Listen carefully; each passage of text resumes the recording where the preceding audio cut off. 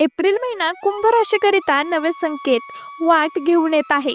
यामध्ये आपण विविध प्रकारच्या गोष्टी पाहणार आहोत। तुमच्याकरिता हा महिना कसा व्यतीत होईल हे आपण पाहणार आहोत।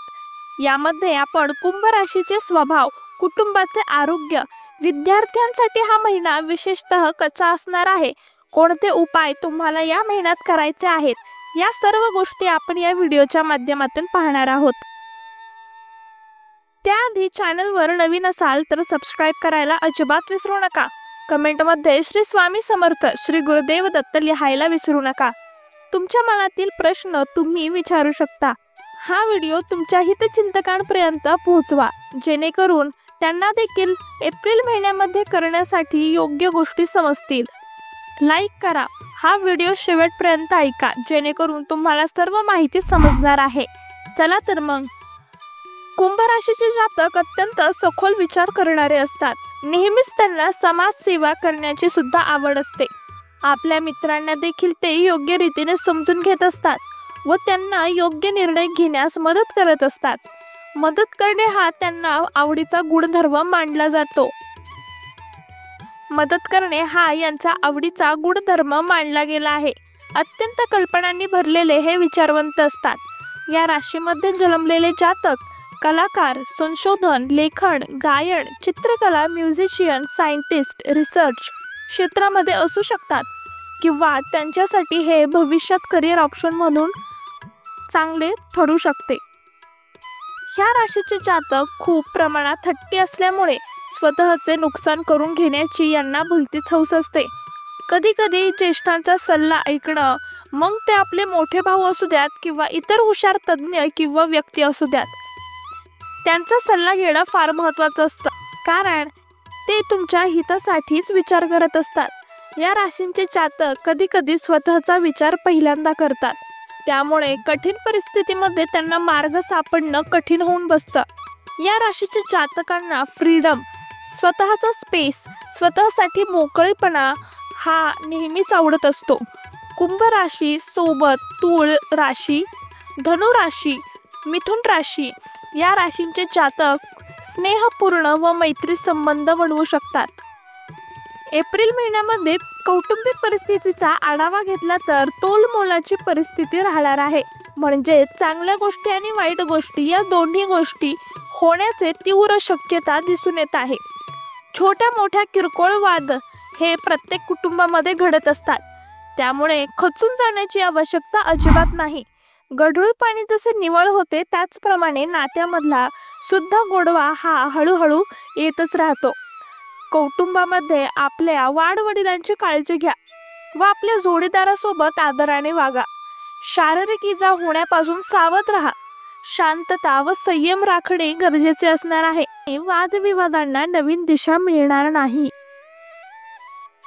आर्थिक स्थिती या एप्रिल महिन्यात पाहिली तर तुम्हाला हा महिना लाभदायी असणार आहे। गुंतवणुकीसाठी सुद्धा हा महिना खूप अनुकूल मानला गेला आहे, परंतु कोणताही विचार करण्यापूर्वी त्या क्षेत्राच्या तज्ज्ञांचा सल्ला तुम्ही नक्की घ्या, नंतरच गुंतवणुकीचा विचार तुम्ही करू शकता, कारण तुम्हाला अप्स अँड डाऊन्स सुद्धा पाहावे लागणार आहेत, त्यामुळे तुम्ही गुंतवणूक करू शकता। आता गुंतवणूक कशामध्ये करायला हवी तो विचार तुम्ही नक्कीच करा। आपल्या कुटुंबासोबत सुद्धा वेळ घालवा। नवीन वस्तू खरेदी तुम्ही या महिन्यात करू शकता। या महिन्यामध्ये नोकरदार वर्गासाठी चांगली संधी मिळणार आहे। तुम्हाला आर्थिक लाभ होऊ शकतो, परंतु त्याकरिता तुम्ही तुमच्या कामामध्ये निपुणता आणि चोख असायला हवे। आपल्या वरिष्ठ आणि कनिष्ठ वर्गासोबत आपुलकीचे व चांगले संबंध ठेवा, कारण तुमच्या पडतीच्या काळामध्ये हेच तुम्हाला मदत करणार हा सुद्धा विचार असू द्यात। तुमच्या ऑफिसमध्ये किंवा नोकरीच्या ठिकाणी कोणत्याही प्रकारची पॉलिटिक्समध्ये पडू नका, कारण तुमच्याकरिता हा वायफळ बाब असणार आहे। त्यामुळे तुम्ही तुमच्या कामाकडे लक्ष द्या व त्यामध्ये हलगर्जीपणा होणार नाही याची दक्षता मात्र तुम्ही घ्या। व्यापारामध्ये तुम्हाला चांगले लाभ होण्याची शक्यता दिसून येत आहे। योग्य ते कष्ट तुम्ही कामामध्ये करा, तुम्हाला उन्नती मिळणार आहे हे विसरू नका, कारण कष्टाला नेहमी फळ आहे आणि असणारच।